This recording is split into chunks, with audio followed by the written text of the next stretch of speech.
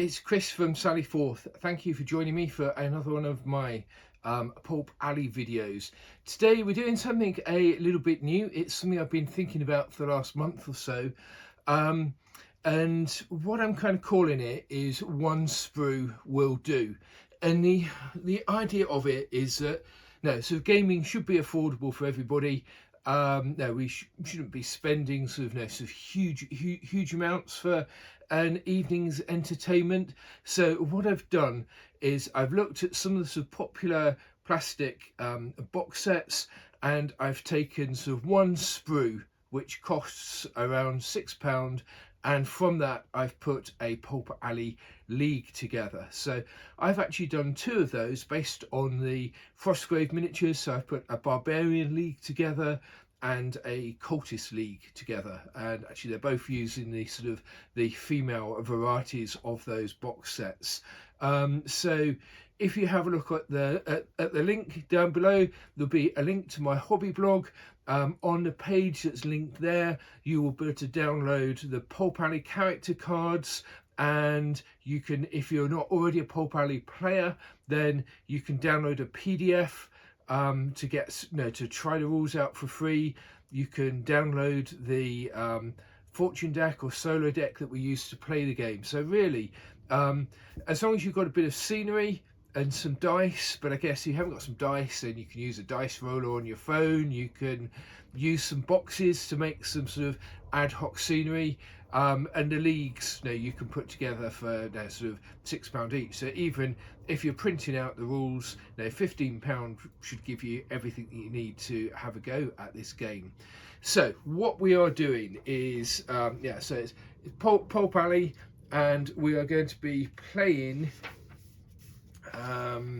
just one of the standard scenarios from the book called The Lost Keys.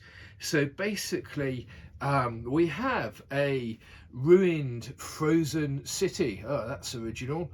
And it's full of treasure, and our cultists and our barbarians are trying to get in and to get out with as much of the treasure as they can.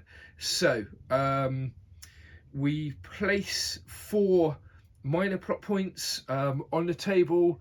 The only thing is they have to be 6 inches in from the from a table edge, and they have to be at least 6 inches away from each other. And then our leagues deploy in a scattered deployments. That means it's not deploying from a particular side or corner. You can set your figures up anywhere as long as they're more than 6 inches away from a plot point or an enemy character. The major plot point gets the major plot point does get placed, but it can't be attempted until you found the sort of key to unlock it from solving a minor plot point. So we will cut to having a quick look at the leagues and talk about that, and then roll the camera on playing the game.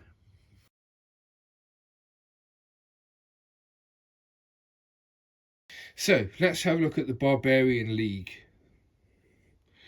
So we have a leader called Fortune. She is inspiring, so she can help other characters out of the league. She has Iron Will, so she gets a recovery check, and she's Moxie, which means that she's pretty good at fighting, that her dice doesn't go down when she's been in a brawl. So that's our leader, which is this character here, female barbarian. She's got a sword and a shield.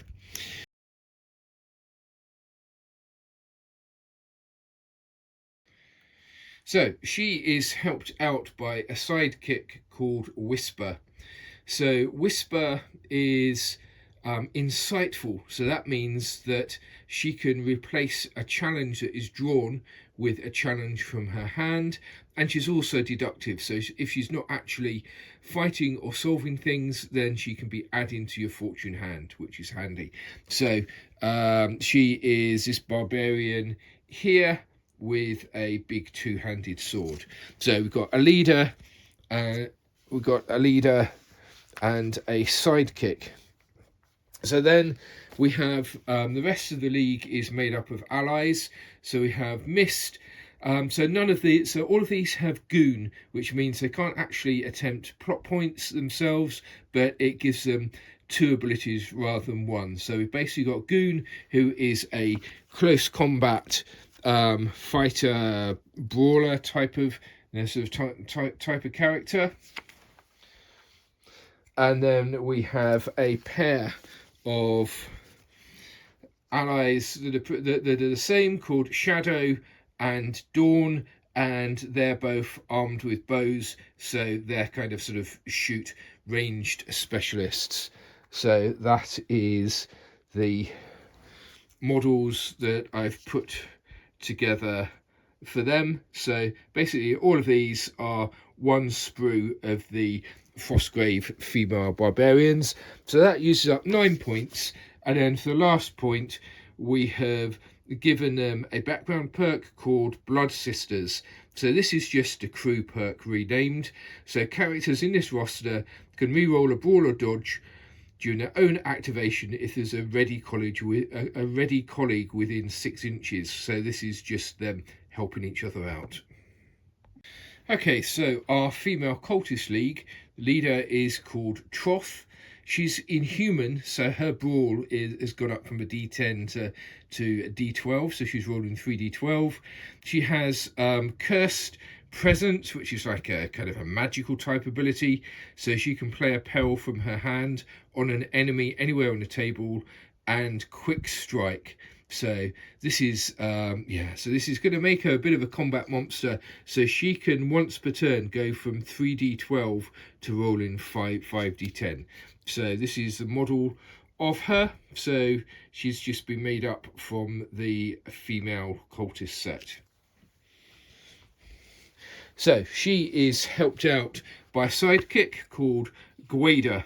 So Gwada has Snipe, and you can see that we've done a bit of a conversion on her and used a weapon from the Pulp Alley weapons pack to give her a rifle. So she can target an enemy in line of sight to encounter a peril played from the fortune deck, and she's indomitable, so she's pretty hard. She can re-roll a recovery check once per turn. So that's a sidekick. And then like the Barbarians, we have 3 allies. We have 1 that is fighty, so sort of 3d6 for melee, and then we have 2 called Dar and Nay, and they are sort of shooting figures. So one of them has just been made up straight from the Frostgrave kit with a crossbow, and the second one has a conversion from the Pulp Alley weapons kit, so she's armed with kind of an automatic pistol. Right, so looking at the table, as we can see that the whole area is frozen icy slabs, so we're going to say it is difficult going, that if you move more than 6 inches in a turn, you'll need to perform you'll need to pass a peril. Climbing up the walls is going to be perilous, so getting to a first story, unless you're using the stairs, is going to be a peril. So we have placed the minor plot points. Got one here. We've got 1 in the ruins over here, 1 here, and 1 just behind this ruin section here. So what we have done is that we've got a large terrainy pile of gold coins, but then to be more precise for where the plot point is, we have used our plot point markers, and that's where you need to be to solve the plot point. The major plot point is hidden in the tunnel of skulls at the centre, and it is guarded by 4 skeleton warriors. So they will stay in position by these skull markers unless a character is within 6 inches when they activate, at which point they will move towards them and attempt to melee them. So I'm going to play the Barbarian League, and the Cultist League is going to be the Bot League. So we're playing using the solo deck. So to start off with, we will roll a random event. I've rolled a 10, which is spies. So at the start of turn 1, I can examine the fortune deck of the fortune hand of another player.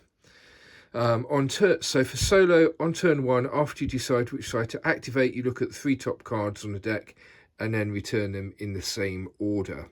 Okay, that's handy. So I then roll for the Bot League, and they roll a 1. So 1 means that they're delayed. One of their characters selected at random is not deployed until the start of turn 2. So I will roll a d10. Got 5 characters. So 3, that is their sidekick, who will not be deployed until turn 2. So let's set the Barbarians up. So we need to be 6 inches away from a plot point. So I'm going to start my leader down here by this piece of treasure, and my sidekick over here. So then I'm just gonna have one of the allies with a bow and arrow by each of them, and then because the sidekick isn't quite as good as the leader, we'll put the spearwoman by her as a bit of backup. So we'll now set up the Bot League. So don't forget, the sidekick was delayed, so she's not setting up this turn. And I think we will start off with the Cultist leader set up 6 inches away from the treasure here, and we will have we'll have a couple of allies with her, and then we will have that needs to be 6 inches from both of them, and then we will have our sidekick coming on at the edge of the table there, and we'll have an ally to go with her.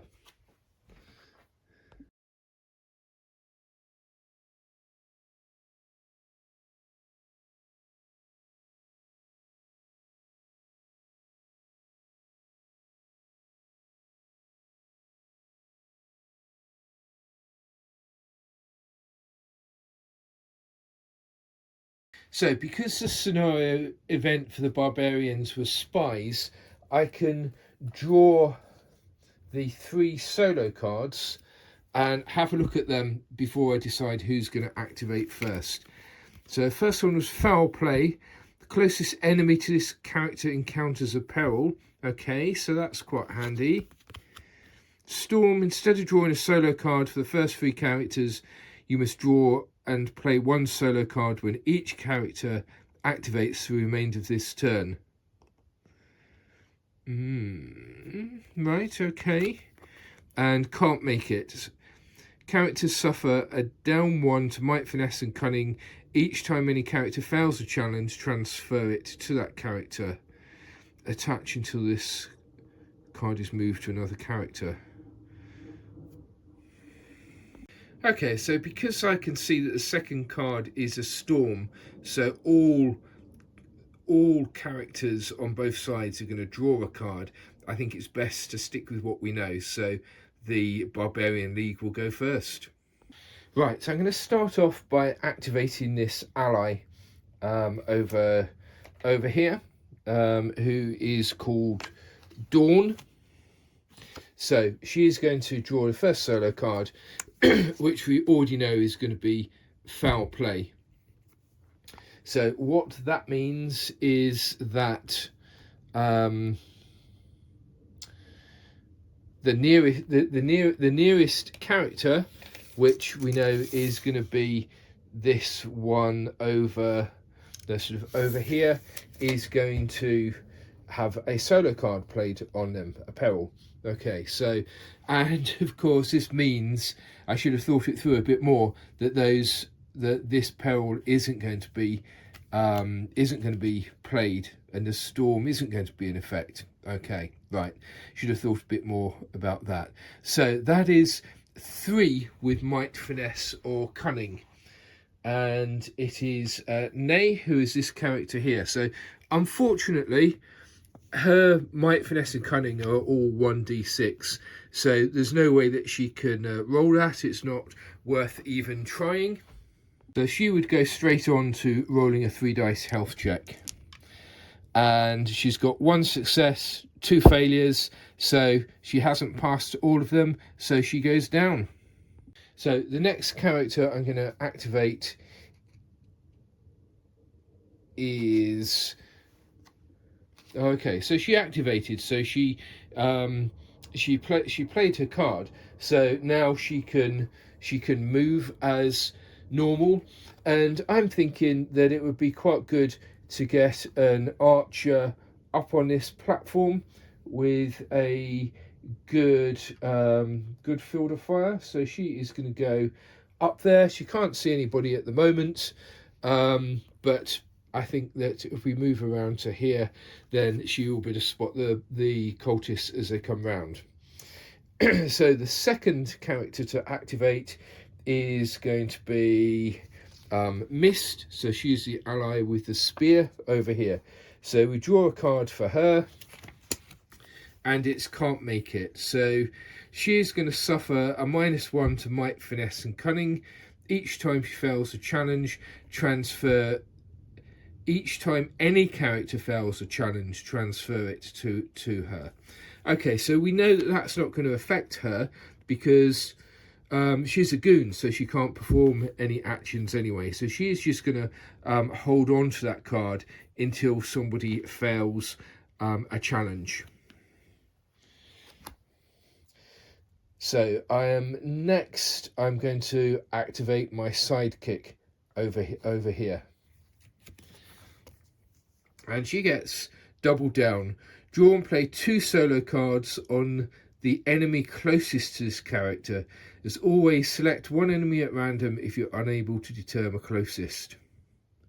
So the cultists have got sort of 3 characters just coming on here.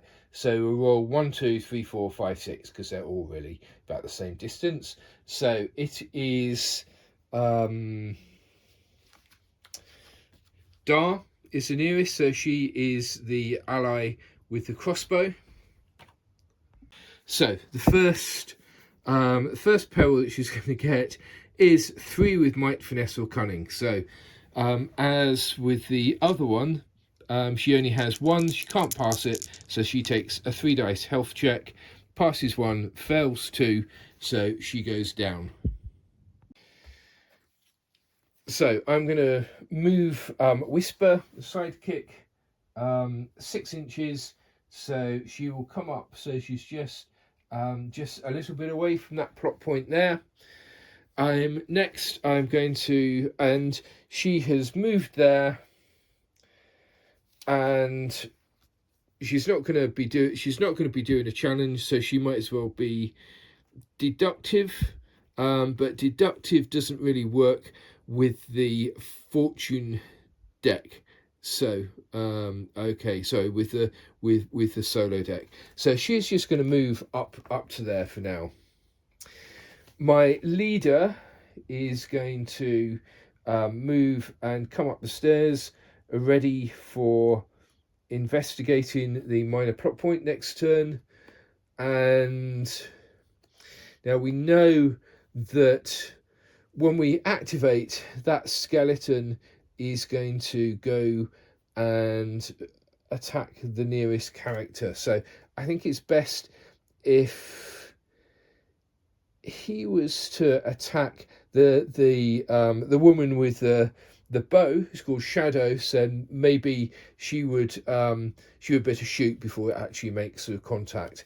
So I'm going to activate Mist, who is the woman with the spear, and she's going to head over in that direction, and the Shadow is going to move forward just so that we know that she is the closest character. So that's all of the Barbarians activated. It's going to be quite a quick turn for the cultists because two of them are down because of perils, and we'll need to do a recovery check. And we know that the sidekick has been delayed. So hey, let's start with the leader, and she's going to sort of move towards the treasure here. So she's not going to quite get there.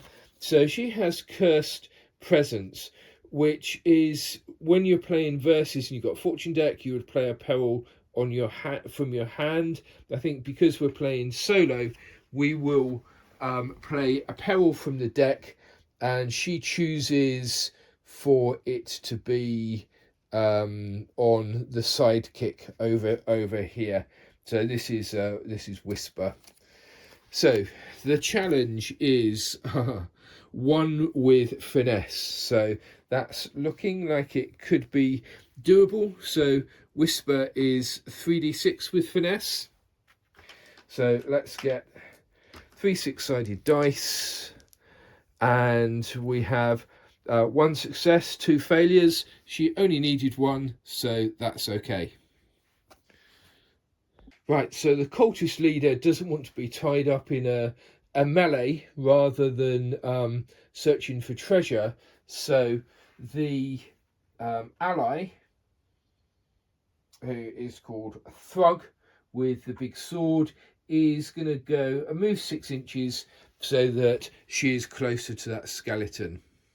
Right, so all of the characters have moved. It's now an NPC movement, so there isn't anybody within 6 inches of that skeleton. That stays there. Nobody within 6 inches of that one. This one, yep, that is going to move forward towards this cultist here with a spear. Thrug isn't very good at shooting, so she is going to melee. The skeletons are on 3d6, so the skeleton rolls 3 dice and gets a 5 and a 4.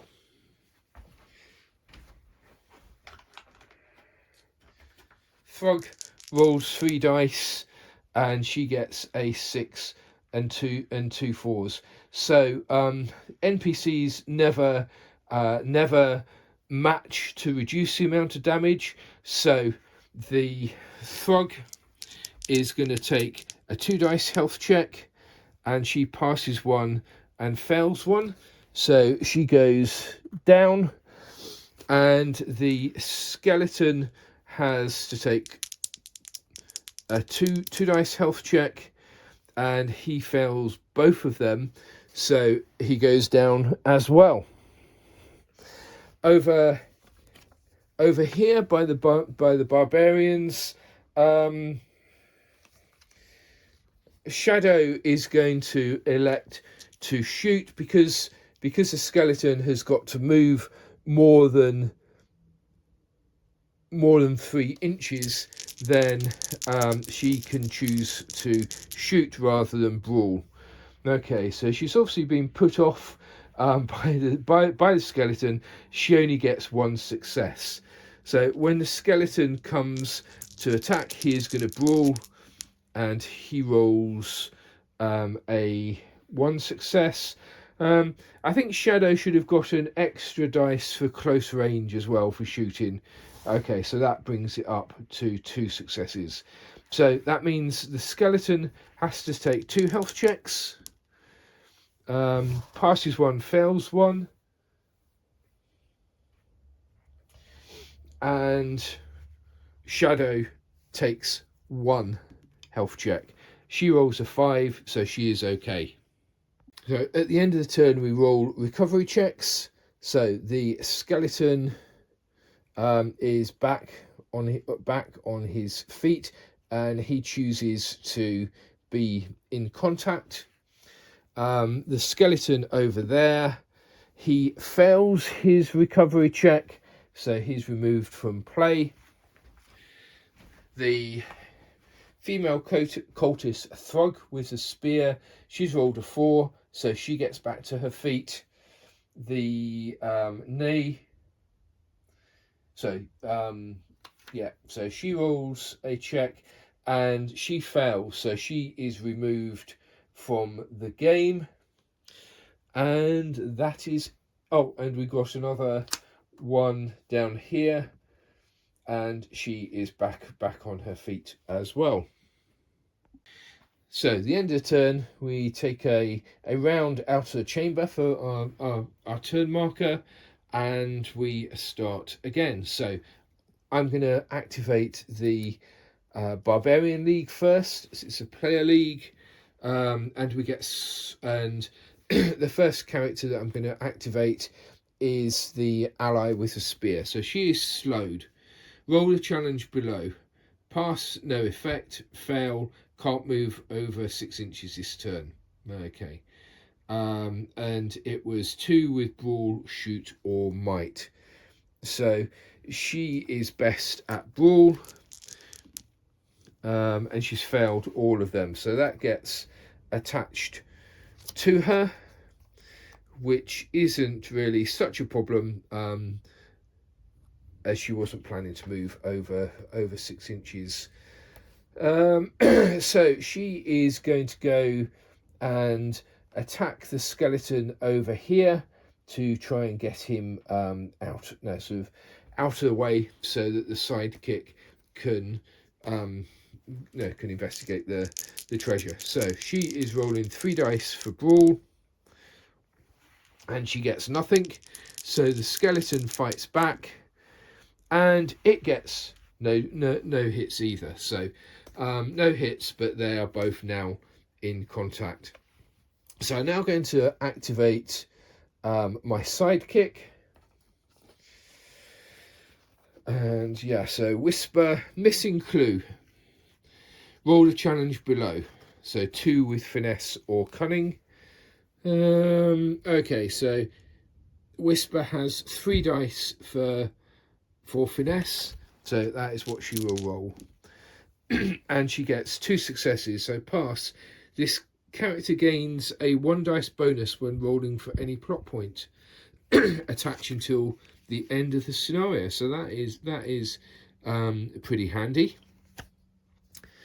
So she is now, so she has passed that peril. She's now activating and moving up to the plot point, be in contact with it. So the peril with it is 1 with might. So might is, she is 3d8 for might. So she's in with a pretty good chance, I would say. So we get 3 8-sided dice, and we get 2 3s and an 8. +1 because she has a missing clue. Okay, so she only needed 1, so she has passed that. So we go on to the challenge, which is 2 with might, finesse, or cunning. So let's have a look. Might, 3d8, finesse. So might, so strength is really her strong point. So there's obviously some masonry or something that has to be lifted out of the way in order for her to get to treasure. And she has got two successes, which is what she needed. So she has found the first minor plot point.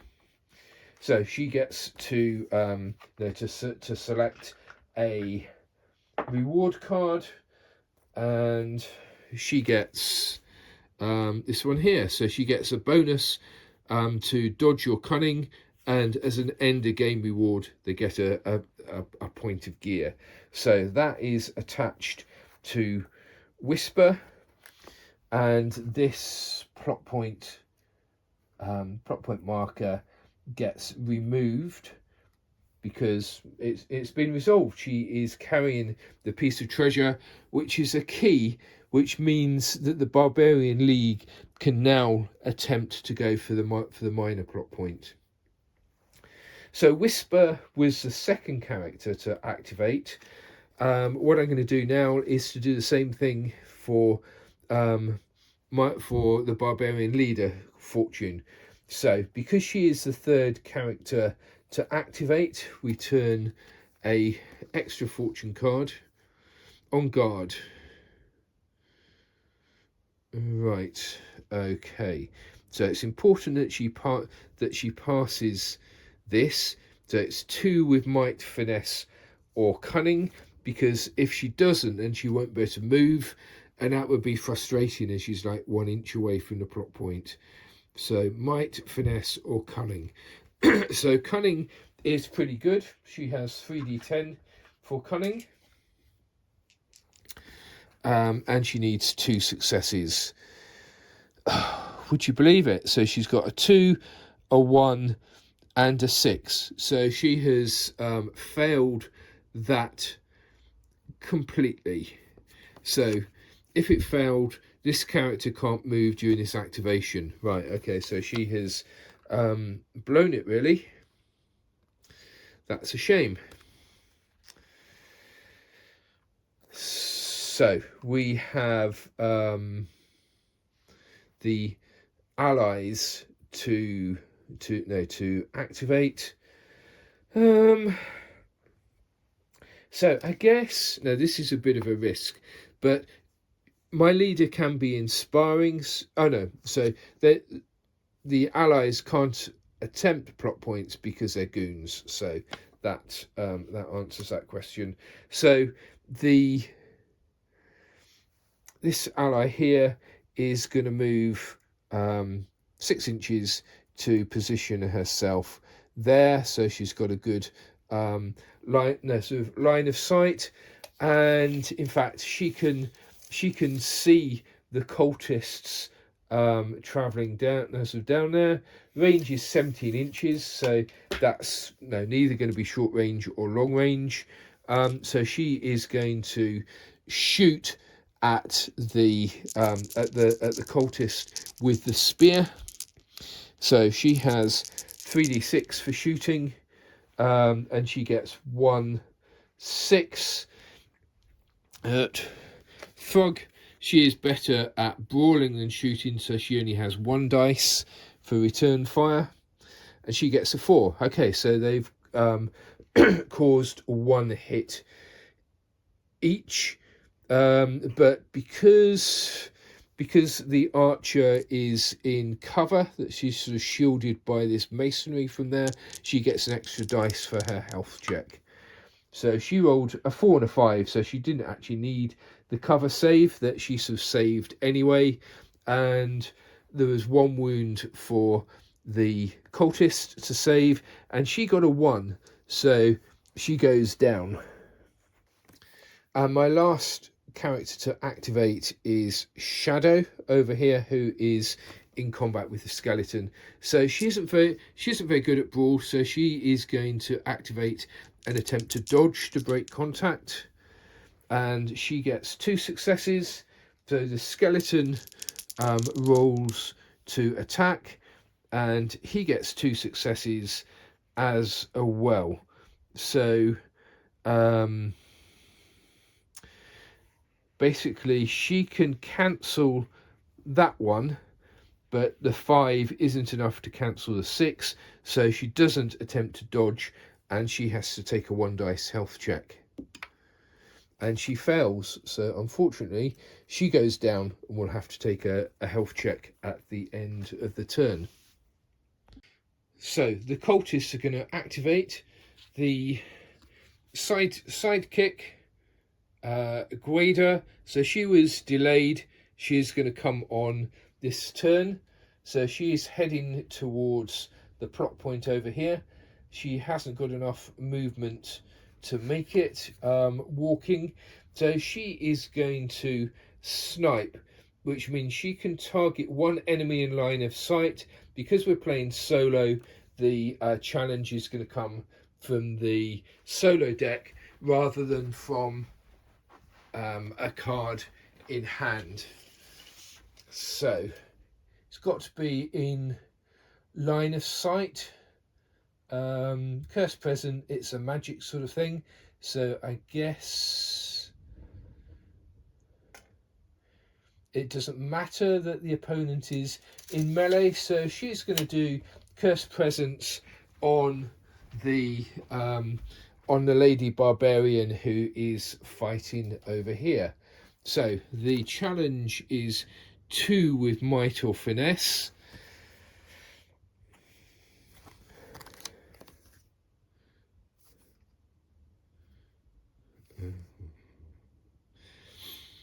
Okay, so Mist actually has 0, no dice in any of those because of the can't make it effect. So she couldn't have rolled 2 anyway. So she rolls a 2 dice health check, passes 1, fails 1. So she goes down due to the Cursed Presence, the sort of the magic.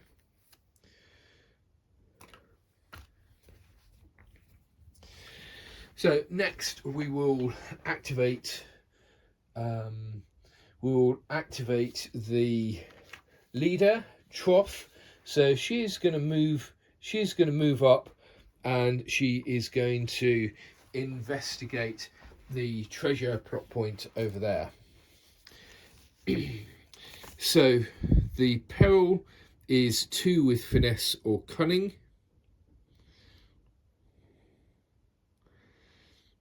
So Finesse or Cunning, so it's either 2d10 or 3d8.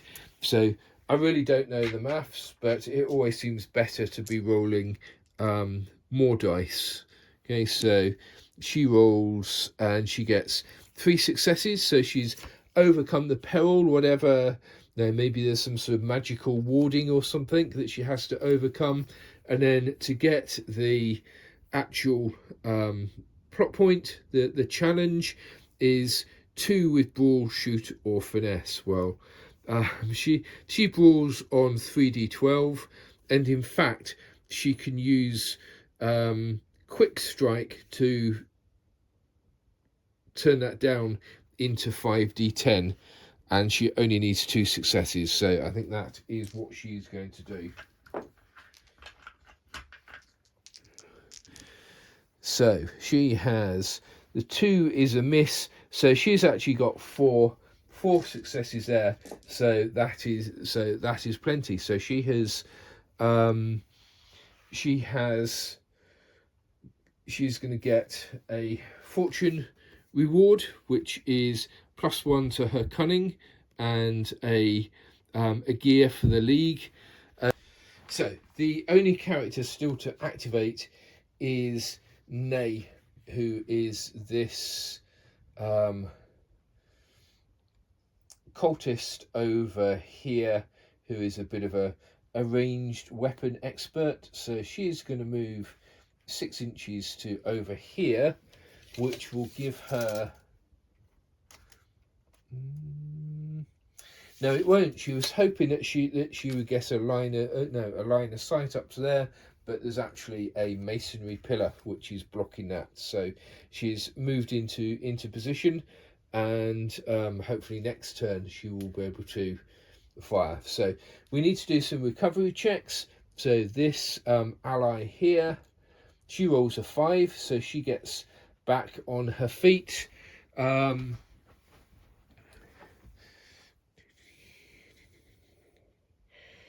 So Shadow, who is this barbarian ally here, she rolls a 6, so she gets back, and she's going to elect to be out of contact. And this ally here is also going to recover, and she is going to elect to be in contact. So what we should have done was, before we rolled the recovery checks, we should have checked to see if anybody was in 6 inches. So right, okay, that is interesting. So I think skeletons aren't very... No, okay, so I think that the character up there is just outside of 6 inches away. So the characters, the only characters. No, so she was unconscious, so I guess strictly speaking 6 inches, and this skeleton would be heading over here to melee with Whisper, who is my sidekick. So the skeleton will roll 3d6, and he gets a hit with a 4 and a 5, and Whisper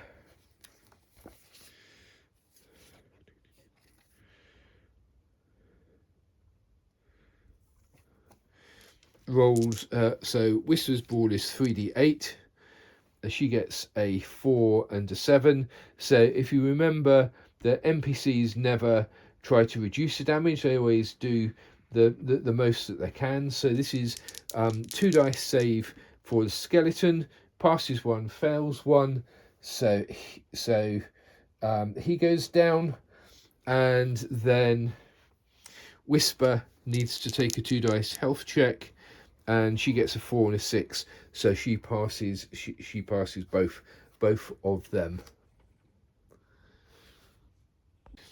So the only one that hasn't taken a health check then is this skeleton here, and he rolls a 1, so he doesn't recover and is removed from play. So that is the end of the second turn. So we take another round outer chamber. Because we are the Barbarians of the player league, so they choose whether to activate first or second, and I think this time we're gonna let the cultists go first. So the first cultist that we're going to activate is their leader, Troth, and she has to draw a solo card, which is, when it counts, this character gains a +1 bonus to might, finesse or cunning. Attach until the effect is used. Okay, so that's a bit of a buff to her. So she is going to, she's solved a minor plot point, and she is going to head over in this direction to try and get to the major plot point next turn. So the next one to activate is going to be Thug, who is the ally with the spear. So she needs to draw a solo card, and it is, this character may run an extra 3 inches. Okay, so that would be handy if it wasn't for the ice, so I don't think we're going to attempt that. She is just going to move 6 inches, and she's just going to put herself between the leader and that skeleton, so that the skeleton attacks her, so the leader next turn will be in a position to try for the plot point. So the next character I'm going to activate is the sidekick, Grader. So she has got stand firm, roll a challenge below, which is 2 with might or finesse. So finesse is her best option with 3d6, and she needs 2. Okay, so she has got 2, so she passed with shifted character's recovery check up 1 dice. Okay, until the end of the scenario. Okay, so that's pretty helpful. So she has she was the last one to need a scenario card. So she hasn't quite made it to the plot point yet, so she's going to move up, and she is going to attempt to solve it. So the peril for the plot point is 2 with brawl, shoot or cunning. So there's obviously some sort of denizen, some sort of no, creature who is defending it that is a peril she needs to overcome. So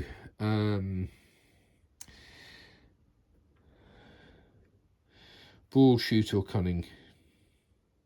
So she is 3d8 with brawl. So I think she's just going to sort of take it on and take it down.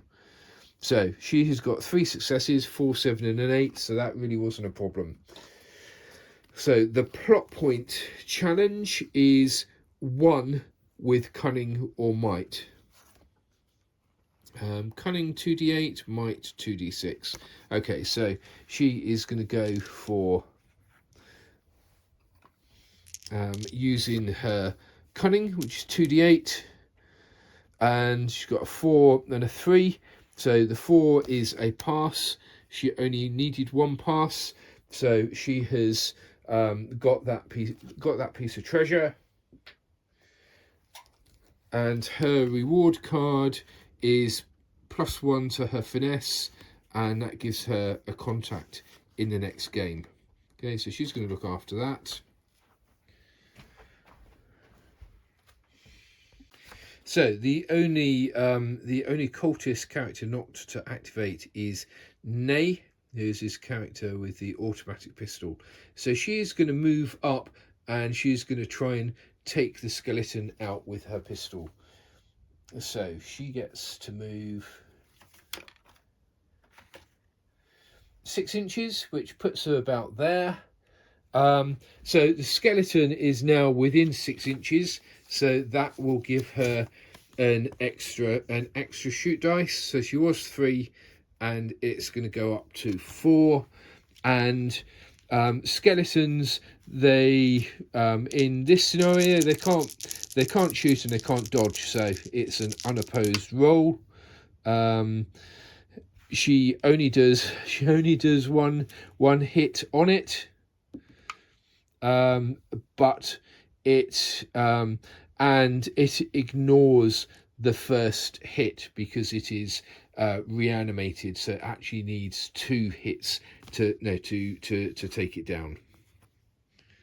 Right, so it's now the Barbarians' turn. So I'm going to activate my sidekick Whisper first. So she is actually going to risk running to put her in a position to go for the major plot point next turn. Okay, so she would, so using our flexible ruler, so she is heading round that way. So when she gets to 6 inches, she needs to pass a peril to be able to continue. And I think she's in with a chance because all she needs is 1 with cunning. And she's 2d6. And the scenario ward that she already has gives her an up 1 for cunning. So that means that she is rolling 3d6, and she's going to be careful with cunning, so to keep on her feet. She gets 3 successes, so there we go. So checked at 6 inches was okay, so continues round to here. Excellent. So the boss up here, Fortune, is hoping that she will get up here and live up to her name. So she is up by the treasure. The peril is 2 with might, finesse, or cunning.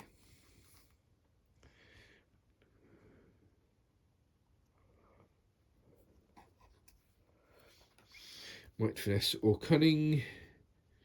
So cunning, her cunning is 3d10. And she failed 1, she passed 2, so that is good enough. And then the challenge is 1 with finesse or cunning. So once again, she's going to roll cunning, and she's got two successes. So she has solved the plot point up here, and she can discard a fortune card to draw 2 cards. Okay, so that's probably not so useful, other than it is a minor plot point that's going to give us some benefits. Okay, so we'll remove that sort of marker. Right, so we have the barbarian allies to activate next. So we have an ally with a spear over here, so she is going to attack the skeleton. She rolls 3 dice and gets 2 successes. The skeleton fights back and it gets 3 hits, so the barbarian has to do a 3 dice health check, and unfortunately she fails all of them, so she is down. The skeleton takes a 2 dice health check and he passes both of them, so he is as happy as skeletons can be. So now the ally is down over here. That actually means that Shadow can get a clear shot, so she's going to fire there's a bow and arrow, and she misses completely, so that's kind of that really. And then over here, this barbarian is also going to take a shot down there to try and sort of protect Whisper from being attacked. So she rolls 2 misses, 1 hits, but as we said, because they're reanimated, we need to get 2 hits, so it's not really worth even rolling the health check there. So last thing in the turn is that the NPCs activate, which is the skeletons. So the one over here that won the fight, there's nobody within 6 inches, so he is just going to stay in position. Over here, Whisper is obviously the closest target, so the skeleton is going to go and attack her. The skeleton gets two hits. Whisper brawls on 3d8, and she does 3 hits, so the skeleton has to take a 3 dice health check and fails all of them, so he is down. And Whisper takes a 2 dice health check and she passes both of them, so she is she's happy. That is the end of the turn, so the only thing left to be done is recovery checks. So the skeleton here, he fails to recover, and my ally who is on the ground over here, the lady with the spear, she rolls a 4, so she comes back and she elects to be not in contact. So that is the end of turn 3.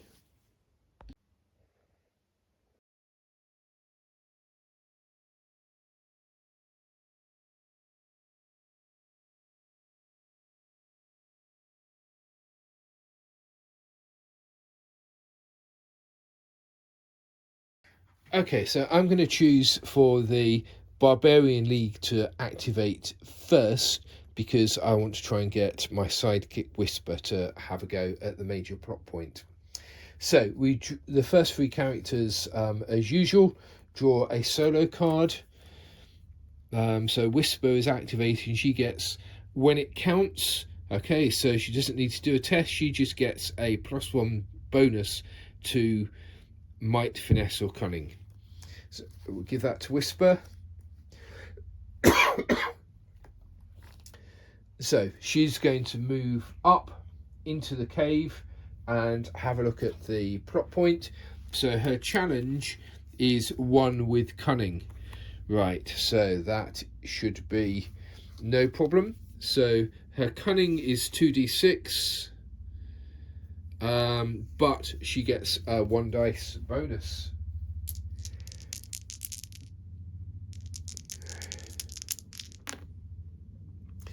which is just as well because she's only got one. So so with the when it counts, that was just enough to get her over the edge. So that was just until the effect is used, so that now gets discarded. So she's overcome the peril to get in there, and then the challenge, oh, now that is a bit harder. That is 3 with might, finesse or cunning. Right, okay. So she has got the missing clue that she found before, so that could give her a bit of a bonus. So might, finesse or cunning. So her best skill is actually might, so she's a pretty tough character. So she gets a +1 bonus. So that's 4 dice. And then the other thing is that I think that if we check that, yeah, so the leader is within 12 inches. So fortune is inspiring, so she gives a 1 dice bonus as well. So with a missing clue and with fortune's inspiration, that gives her 5 dice, and she needs 3 successes. And that is just as well that she had that help, because 2 of them are failures, those 3 are successes. So just with that extra clue, with that bit of inspiration from the boss, that is just enough to get it over the edge, and that gives her the major plot point with 1 dice of might. So the rest of the characters are going to activate. So the archer here is going to take a shot at the nearest cultist. So she is 3d6 with shooting, and she gets a 5 and a 6. So the cultist is a melee armed cultist, so she only has 1 dice. She rolls a 2 and misses, so has to take a 2 dice health check, and she succeeds. So they both take a POW, which is a combat action. So if they fight again, they're going to be sort of down a dice type. So this archer over here is going to move up 6 inches to put herself in a position that she can take a shot, and the spear-armed cultist is going to be the nearest to her as well. So she's not close range within 6 inches, so she's going to be rolling 3 dice, 2 5s and a 2. So this time the cultist has got a combat action. It only had a shoot of 1 to start off with, so it's not going to shoot back, but it is going to attempt to dodge, to get out of the way of the arrow. She rolled a 4. The archer rolled 2 5s, so that's not enough to beat any of them. So the cultist takes a 2 dice health check. Passed 1, failed 1, so she goes down. The archer over here, she takes a POW as well. So my boss, is she any good at shooting? Well, she is she's 2d10 as well, so she is going to move over to here, and she is going to take, I don't know whether this is risky or not, because I can't remember the stats, but no, they're all heroes. So she is going to take a shot at the closest enemy, which is going to be the cultist leader. So the cultist leader, right, so she's also 2d10 with shoot, so it's going to be an equally matched engagement. So the Barbarian gets a 5 and a 9. The Cultist gets a 1, which is a miss, and a 4. So the Barbarian is going to, yeah, she's going to be brave and heroic. So she's going to deal 2 and take 1 herself. So this is a health check for the Cultist, who failed one, passed 1. So that is a fail. So she takes a combat action and a wound. So her dice has now gone down from D10s to D8s because she is wounded. The Barbarian leader needs to take a 1 dice health check, and she passes. So she just takes a combat action. And I think the only Barbarian character left to act is over there near the skeleton. And I think that because she disengaged last turn, she can move 6 inches, and I think that will put her outside of the skeleton's 6-inch activation. So right, so that is all of the Barbarians moved. The Cultist activation, so they really want to melee with the Barbarians that are carrying plot points to try and get them off of them. So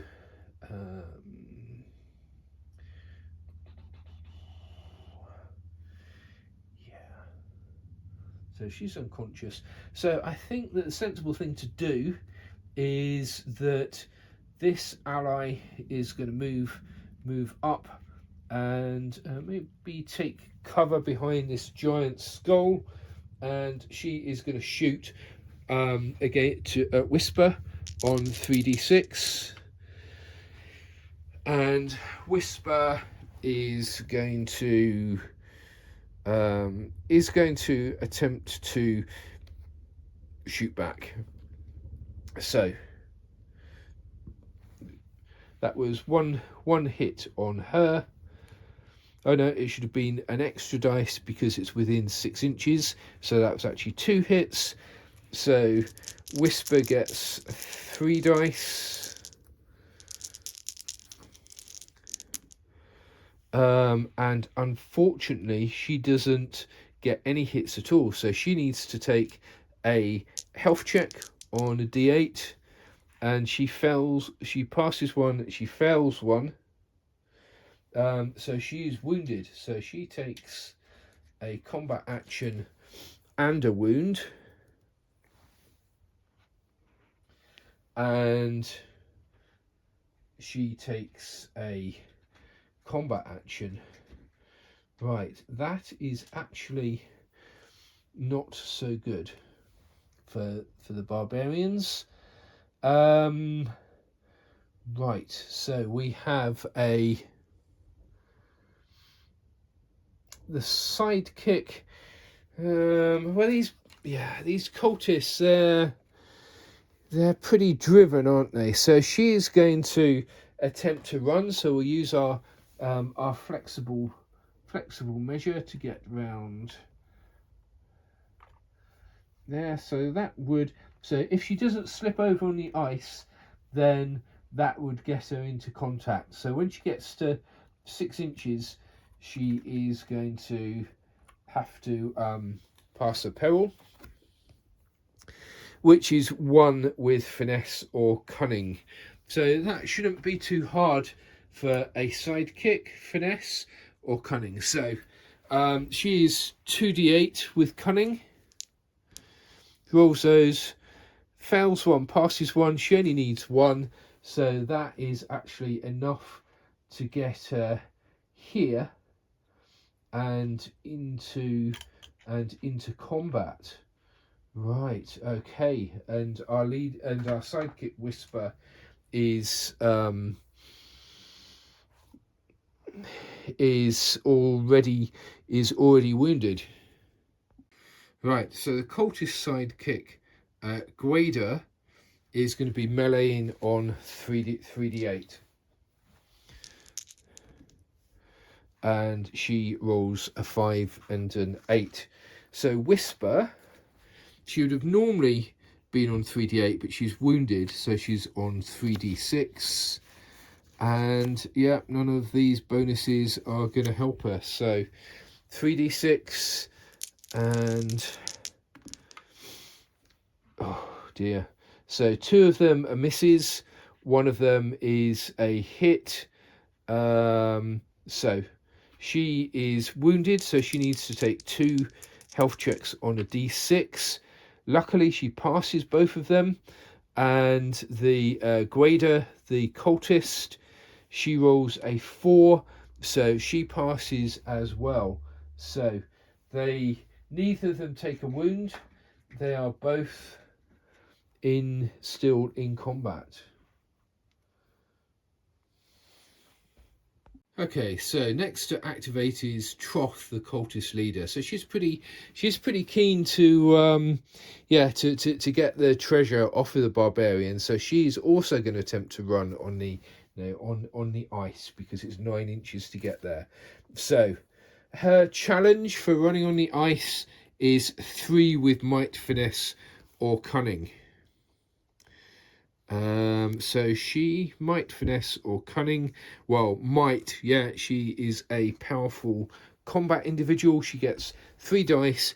When it counts, the character gains 1 bonus to might, finesse, or cunning until the effect is used. So she's going to surrender that for a 4th dice, and she needs 3 successes with 4 dice, and she has got 4 successes. So there we go. So she is running all the way around here, and she is going to be in combat with poor old Whisper as well. And if you remember, she is a combat monster, so in human strength and quick strike. So she's going to go from 3d12 to 5d10, and Whisper unfortunately is wounded and has 2 combat actions already, so she can either brawl on 1d6 or dodge on 2d6. So I think she's going to attempt to dodge on 2d6, but it's really not looking so good for her. Okay, so that was three hits with a 4, a 6, and a 7. So her dodge is a 3 and a 6, so the 6 cancels 1 of them. So she has to take 2. So this is Whisper, who's come off very much worse. She has got 2 health checks on a d6, and she fluffs it. So she has gone down, dropping. What was she carrying? She was carrying the major plot point and a minor plot point. So both of those are dropped and are now back up for grabs by anybody. So quite a turnaround at the end of that turn. Right, so we've gone from the barbarians thinking that they had won and that they just needed to head back to the frozen north, to everything to play for. So the recovery checks. So Whisper, so she's down, so she's rolling a d6, and that's it. That's it. She's failed her health check, so that is the barbarian's sidekick actually out for the rest of the game. That is a bit of a change of affairs, really. So we take a round out of the chamber, and we are ready to start turn 5. So the barbarian leader really made a tactical misjudgment moving around here last turn to get a bow shot in. She should have really headed down the stairs to be supporting the rest of the league. So she's going to have to try and make up for things. So what she is planning to do is to do a perilous leap to get down and then to try and head off in that direction. But because the barbarians are going to activate first, she needs to draw a card. Right, so blindsided. One success with finesse, or else she can't brawl. Okay, so finesse is 3d8, so I think she's in with a good chance. There, 1, 2, 3. Yeah, okay, so she has overcome the activation card. She is now going to attempt to jump down, which is a peril. And yeah, and we would expect that to be a bit harder, and so it is. So 3 successes with might, finesse, or cunning. So her best skill is cunning, 3d10.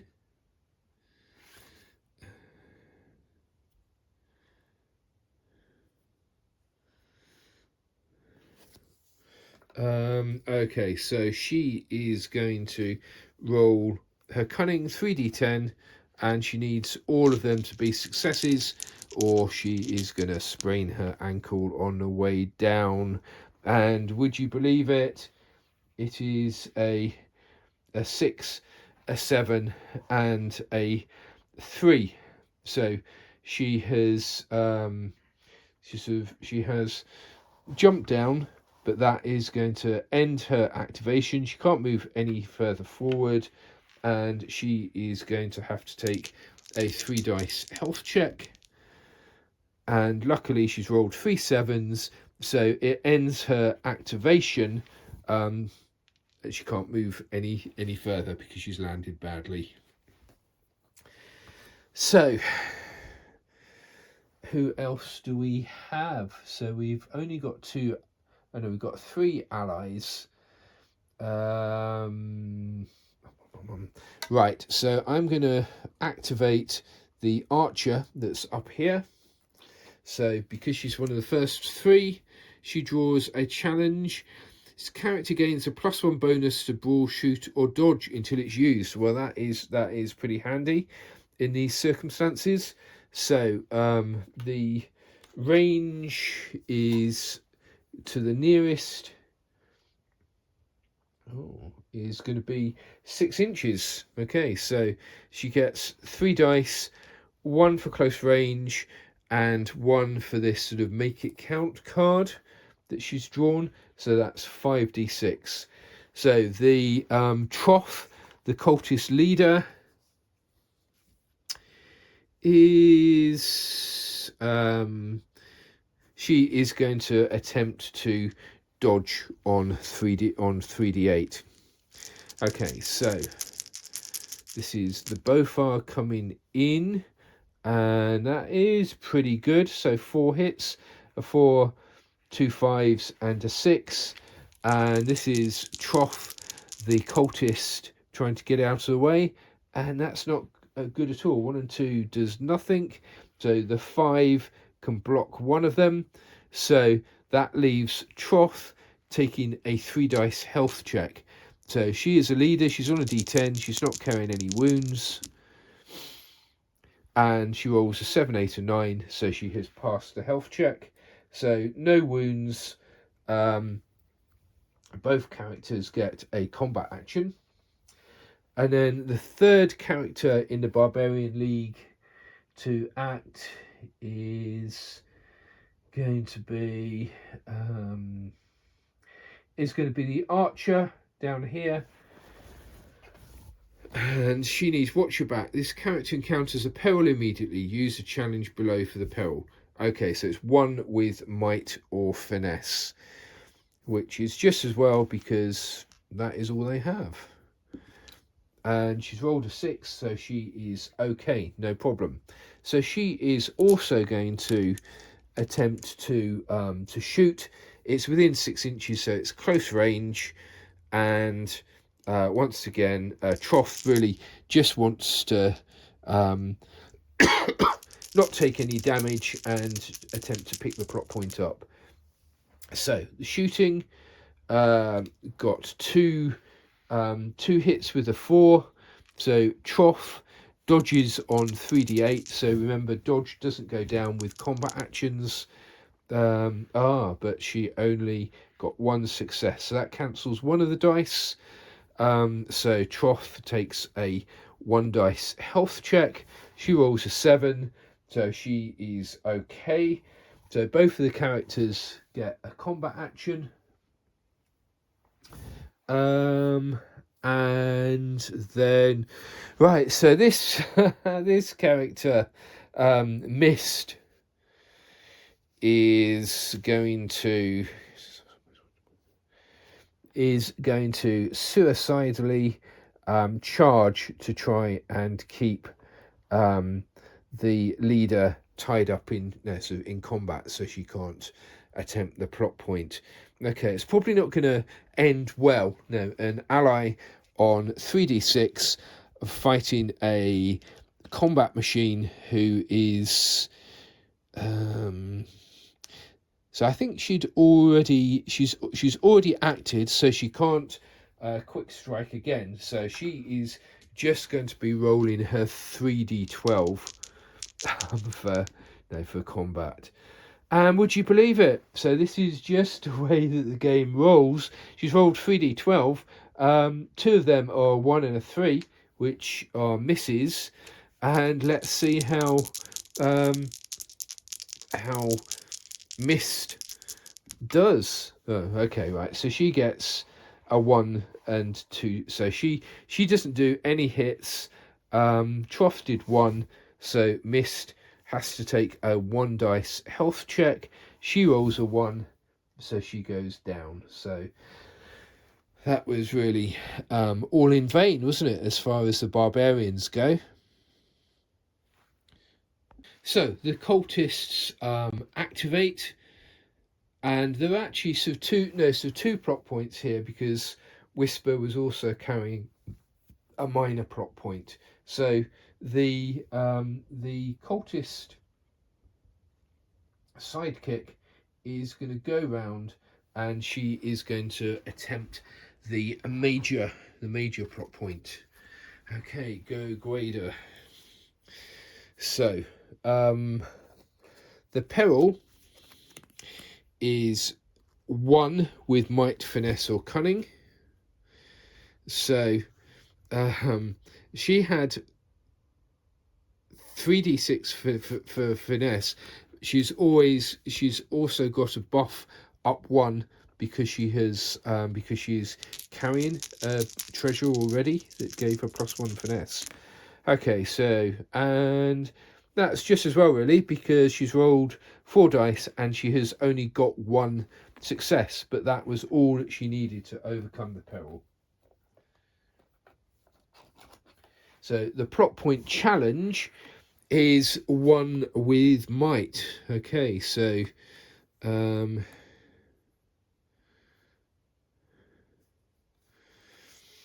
okay, so her might is 2d6. She needed 1. She's rolled a 1 and a 5, so 1 was all that she needed. So that gives her the plot point back. So she has picked up the one that Whisper dropped, which is the major plot point. That gives her up 1 for might as well. So next we will activate the leader, Trough. So she is going to move up and attempt the minor plot point that was dropped. And the peril for that is 2 with might, finesse, or cunning.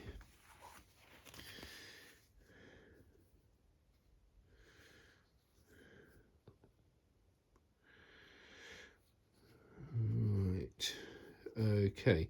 So actually, it looks like she is carrying hesitation, so she can't perform an action this turn and can't run. So she is going to have to discard that, and she will just be in a position to attempt it next turn.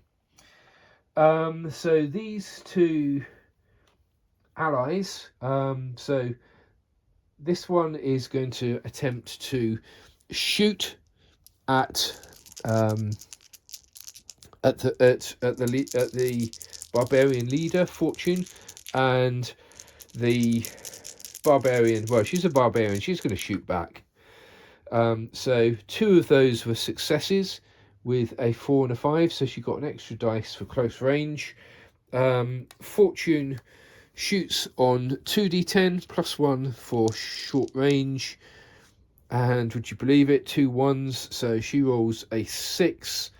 The cultist can't cancel any of those, so basically she is going to take a 1 dice health check,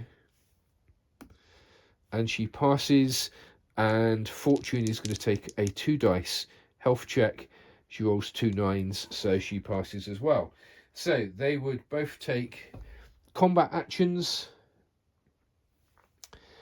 and then okay, so suicidal cultist ally, so she's gonna sort of charge to try and tie Fortune up so that she can't interfere with the boss and the sidekick making off with the treasure next turn. Okay, so brawling. So the cultist rolls 3 dice and gets no successes. So Fortune, being a barbarian leader, is pretty good in combat. So she is going to roll 3 dice, and she gets a 7, an 8, and a 10. So that is 3 successes for no wounds on her. So the the cultist needs to take a 3 dice health check. Passed 2, failed 1, she goes down. So that is the end of the turn. Everybody has activated recovery checks. So the cultist has just gone down 3, so she doesn't get up again. My barbarian with a spear, who's gone down over there, she gets a 1, so she doesn't get up again. Okay, so after some consideration, so the barbarians, my barbarian league has just got the leader and my 2 archers, and I guess the cultists have got the leader, the sidekick, and their shooter. So I'm going to get them to activate first, hoping that some of the solo cards will be perils that will be disadvantageous to them. So we're going to start off with the with Troth, the cultist leader, and the character suffers a -1 dice penalty to the next or shoot or finesse. Okay, so she is not so bothered about that really. So she is actually going to attempt to run to get off with the treasure that she has stolen from the barbarians. So can she move more than 6 inches on the slippy ice? Well, the challenge is 1 with might, so I think the chances are that she probably can. So a 3d10 check against a peril, a 3, a 2, and a 7. Right, so she has just made it. So she heads right off over there for 12 inches, carrying the treasure. So we should have removed these combat actions as part of the tidy up at the end of the turn. So the sidekick Grader is going to attempt to do the same sort of thing. So she gets a first card because she's one of the first 3 characters to activate, and this side's activation ends immediately. Switch to activating the opposing characters. If able, return to this side after all the opposing characters have activated. Okay, so she's not a surprise twist. So she's not following the boss that quickly. So that gives the barbarians a chance, small chance, So I'm going to activate Fortune, my Barbarian leader. She's going to be the third character to activate, so she gets a card. This character cannot move, held in place, so she's frozen on the spot. So the surprise twist was that she could have run there, but some magic or whatever has frozen her to the spot, so she's not moving. So she's frozen, held in place, but she can shoot. So no, sort of, why not? Let's see if we can at least bring their sidekick down. So are we within 6 inches? Not quite. No. Okay, so she is going to shoot with 2d10.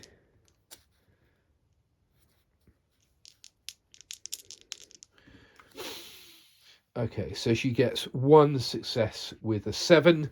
So Gueda is going to she's going to shoot back with 3d6 because that's a cultisty thing to do. She only gets a 4, so both of them take a health check.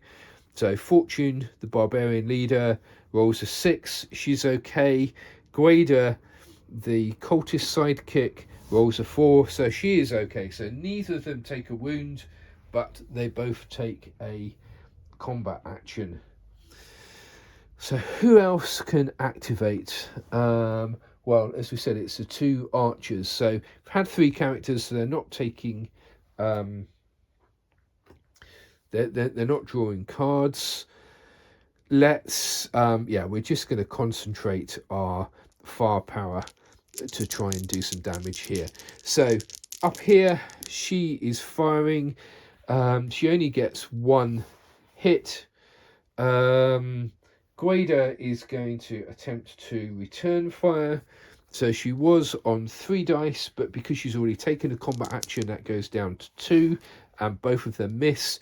So she takes a 1 dice health check, and she fails. Okay, so she gets a wound and a second combat action. She's got a combat action up there. So then we just have this archer here, and she is just moving to here.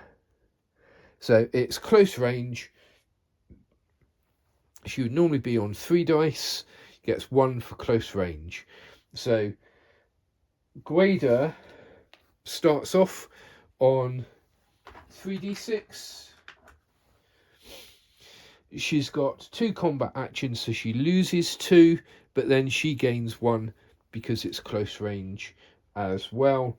And yeah, okay, so here we go. Be lucky. So this is Shadow, and she rolls 4 hits, a 4, a 5, and a 2 6s. So that is everything to play for.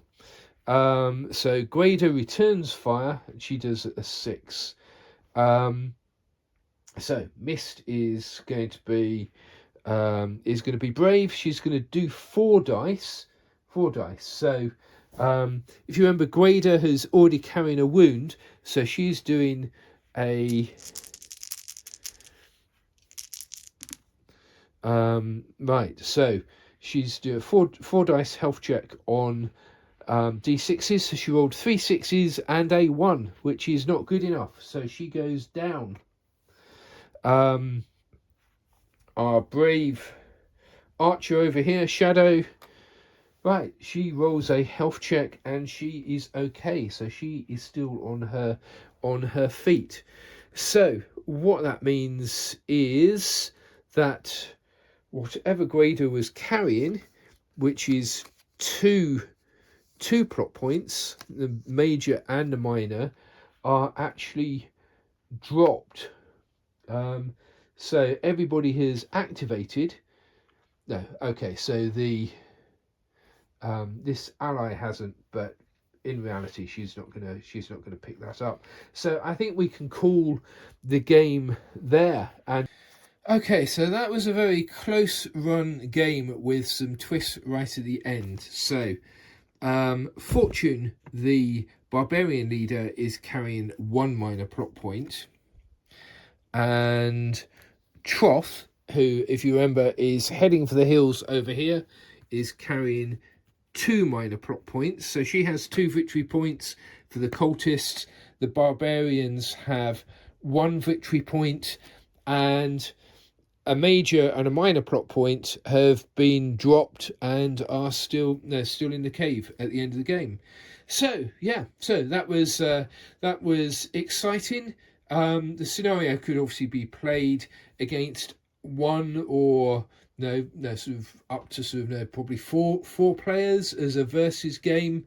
And yeah, and that's been fun treasure hunting in an icy city with these 2 leagues that have been put together just using 1 sprue each of Frostgrave Cultists and Frostgrave Barbarians. So next we're going to do a similar sort of thing with the Wargames Atlantic Pulp Survivors and Zombies, and I'm hoping to get that recorded next week. Well, I hope you found the game entertaining, useful, maybe sort of inspire you to give this a go. So if you haven't, please give us a like, please subscribe to the channel, and if you have any questions, any comments, then please put them below and we will try our very best to answer them to the best of our ability. So until next time, goodbye.